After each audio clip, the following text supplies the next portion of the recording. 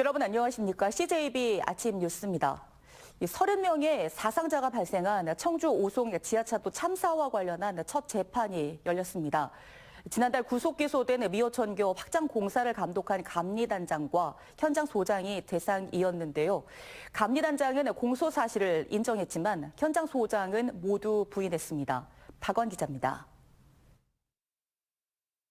지난해 7월 15일 발생한 오송 지하차도 참사와 관련해 186일 만에 첫 재판이 열렸습니다.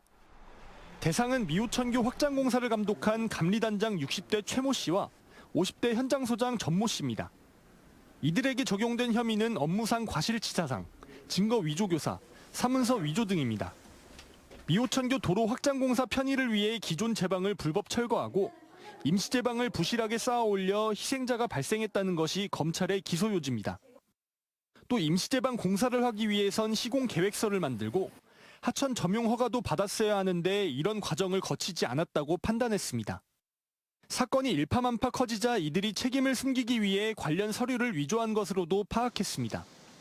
첫 공판에서 감리단장 변호인은 검찰의 공소 사실을 대부분 인정했습니다. 하지만 현장 소장 변호인은 완강히 부인했습니다. 공사 초기에 받은 하천 점용 허가 문서에 기존 제방을 철거한다는 내용이 포함돼 있어 무단 절개가 아니라는 겁니다.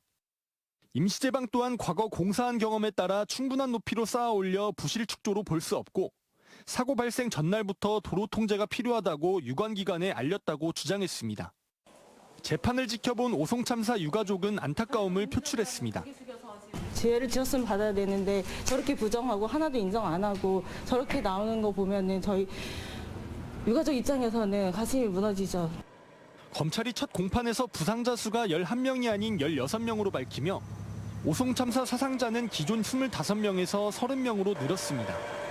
참사의 원인으로 꼽힌 임시제방과 관련해 두 공사 관계자의 엇갈린 반응이 나와 앞으로의 재판이 주목되는 가운데 두 번째 공판은 다음 달 14일로 예정됐습니다. CJB 박원입니다. 충청북도가 청주공항 활성화를 위해 민군 공용이 아닌 민간 전용 활주로 신설을 추진하고 있습니다. 도는 활주로 신설을 넘어 새로운 민간 공항을 하나 더 만든다는 개념으로 그림을 크게 그리고 있습니다. 조윤관 기자입니다. 현재 청주공항은 활주로 2개 중 하나는 공군 전용으로 나머지 하나를 민간과 공군이 나눠서 사용하고 있습니다. 활주로 길이도 대형 항공기가 이착륙하기에는 짧은 2,744m에 불과합니다. 지난해 역대 최다 이용객 370만 명을 기록한 청주공항의 더 큰 도약을 위해서는 길이 3,200m의 민간 전용 활주로 신설이 절실합니다. 충청북도는 활주로 신설을 하나의 새로운 공항을 만드는 개념으로 접근하고 있습니다. 기존 활주로에서 760m 이격되면 별도의 공항으로 인정됨에 따라 기존 청주공항과는 별개의 여객과 화물터미널, 관제탑, 주기장 등을 갖춘 신공항을 건설하는 큰 그림을 그리고 있습니다. 주기장이라든지 여객터미널이라든지 또 관제탑이라든지 이런 또 부대 시설까지 이렇게 종합적으로 건설하는 그 민간 공항이라고 말씀드리겠습니다. 이를 위해 충청북도는 정부 재정 사업과 함께 민간 투자를 연기하는 방안도 추진하고 있습니다. 오는 3월에는 민간 자본 유치를 통한 활주로와 부대 시설 조성 방안과 사업 타당성, 예산 규모, 재원 조달 방법 등을 담은 연구 용역에도 착수합니다. 민자 유치를 통해 통상 10년 이상이 걸리는 사업 시기를 앞당길 수 있고 재정 부담도 줄여 정부 설득 논리로도 활용할 수 있습니다. 국민들에게 충분히 우리가 설득할 수 있는 일인데 우선은 민자로 나서서 우리가 우리 활주로를 갖겠다고 나서야 정부가 여기에 돈을 지원할 수가 있다고 생각합니다. 당장은 민간 전용 활주로 신설 계획을 정부의 7차 공항개발 종합계획에 반영시키는 게 급선무로 충청북도는 가덕도 신공항이나 대구 경북 신공항과 같은 청주공항 특별법 제정에도 나설 계획입니다. CJB 조윤광입니다. 지방시대 충북도민 의견 수렴토론회가 충북도청에서 개최됐습니다.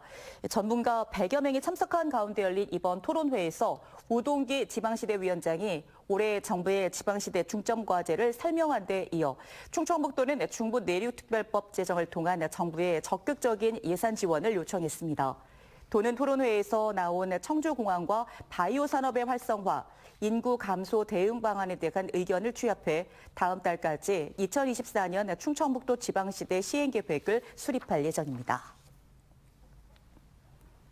국민의힘 공천관리위원회가 공천 심사 방향을 발표한 가운데 충북에서는 당원조사 20%, 국민 여론조사 80%의 방식으로 경선이 치러집니다. 동일 지역구 3선 이상의 현역 의원에게는 경선 과정에서 득표율 15% 페널티가 주어지고 충북에서는 정우택, 이종배, 박덕흠 의원이 이를 적용받습니다.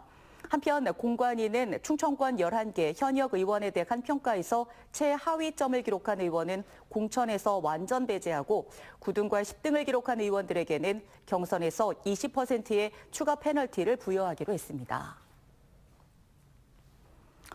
정부가 올해부터 40년 가까이 이어온 식품의 유통기한 표시제를 소비기한 표시제로 변경했습니다. 소비기한은 유통기한보다 판매, 보관기간이 상대적으로 긴데요. 일부 소비자들은 제도 자체를 모르고 있어서 식품 섭취에 각별한 주의가 필요합니다. 장원석 기자입니다. 대형 유통업체마다 유통기한을 대신해 소비기한 표시제를 전면 시행한다는 안내문이 내걸렸습니다. 하지만 소비자들은 제도 자체를 모르거나 제도 운영 방법에 대한 정보가 부족한 실정입니다. 소비기한에 대해서 알고 계신가요? 아니요, 몰라요. 좀 생소하네요. 소비기한 가지고 그때까지 먹어라 그거잖아. 우리나라에서 유통기간이 지나 버려지는 식품과 폐기 처리 비용만 한 해 3조 원 규모입니다.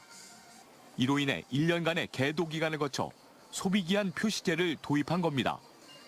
유통기한은 품질 안전 한계의 60-70% 수준인 것에 반해 소비기한은 80-90% 수준이어서 상대적으로 보관 기간이 깁니다.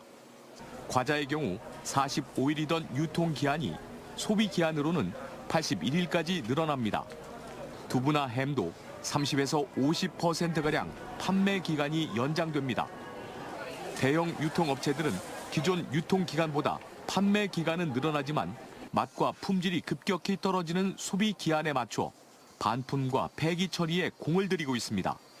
소비 기간은 식품 섭취 한계의 90% 기간입니다. 그래서 소비자께서도 구입하시면은 적정한 저장 방법으로 다 보관하시면서 바로 섭취를 하셔야지만 큰 탈이 없습니다. 소비 기한을 유통 기한으로 오인해 표시 날짜가 지난 식품을 섭취했다가는 낭패를 볼 수 있습니다.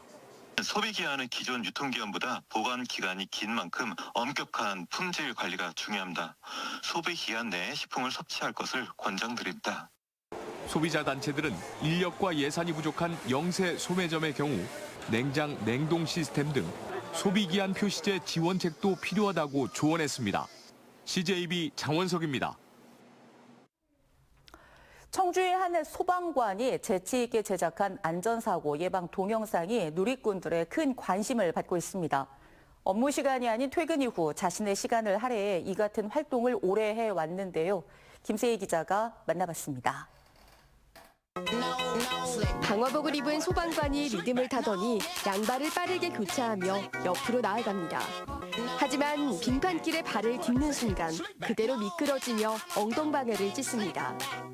빙판길 안전사고의 위험성을 알리기 위해 한 소방관이 제작한 영상으로 SNS 등에서 400만 회가 넘는 조회수를 기록하며 누리꾼들에게 큰 호응을 얻고 있습니다. 시기가 이제 동절기 시즌이라서 미끄럼 사고가 많이 나는 계절이기 때문에 그런 거 예방하는 홍보를 하면 좋겠다고 생각해서 제작을 했습니다. 5년차 소방관인 나경진 씨는 지난 2021년부터 온라인 동영상 채널을 통해 안전과 관련된 내용을 홍보하고 있습니다. 실제 화재 현장에서 소방관의 바디캠에 촬영된 영상 등을 활용해 대처 요령을 알릴 뿐 아니라 교통사고 현장이나 응급 상황에서 고군분투하는 소방관들의 모습도 고스란히 영상에 담았습니다. 안전과 관련된 홍보 활동에 대해서는 굉장히 딱딱하고 좀 지루한 방식으로 이루어지는 경우가 많아서 그런 것들을 좀 피하고 조금 더 재밌게 친근하게 다가갈 수 있는 콘텐츠들을 만들고 싶어서 기획부터 촬영 편집까지 퇴근 이후 자신의 시간을 할애해 공익 영상을 제작하면서 조직 내에서도 긍정적인 평가를 받고 있습니다. 소방 홍보가 자연스럽게 아주 쉽고 재미있고 유익하게 전달될 수 있을 것 같다는 생각에 직원이자 또 구독자로서 아주 응원을 아끼지 않겠습니다. 지루할 것 같았던 안전사고 예방법을 재치 있게 홍보한 소방관의 한 취미 생활이 사회에도 긍정적인 영향을 발휘하고 있습니다. CJTV 김세희입니다. 청주시가 에너지 바우처나 연탄 쿠폰 등 기존 지원 대상의 사각지대에 있는 에너지 소외계층의 난방비 부담을 덜어주기 위해 750세대에 20만 원씩 모두 1억 5천만 원의 특별 난방비를 지원합니다. 이는 지난해 700세대에 10만 원씩보다 대폭 늘어난 것입니다. 특별 난방비는 다음 달 충북 공동모금회의 사회공헌자금을 통해 지원될 예정입니다. 음성군이 충북 최초로 세계보건기구로부터 고령 친화도시 국제네트워크 가입 인증을 받았다고 밝혔습니다. 고령 친화도시 국제네트워크는 고령자들이 거주하는 곳에서 활동적인 노화를 맞이하도록 지원하는 도시들의 국제관계망으로 음성군은 앞으로 3년간 45개 관련 사업을 추진해 나갈 계획입니다. 휴가 중이던 충북경찰청 소속 경찰관이 사기 범죄 수배범을 검거했습니다. 지난 14일 새벽 4시 30분쯤 청주 흥덕경찰서 소속 이수연 순경은 경기도 이천시 마장면 인근 한 도로에서 경찰관을 피해 달아나던 수배범 A씨를 붙잡아 관할 경찰서에 인계했습니다. A씨는 경찰 인천에서 사기 혐의로 지명 통보를 받은 상태로 인근에서 차량 단독 사고를 내 경찰이 출동하자 달아난 것으로 알려졌습니다. 충북경찰청은 범인 검거에 공을 세운 이순경에게 장려장을 수여할 예정입니다. CJB 아침 종합 뉴스를 마칩니다. 고맙습니다.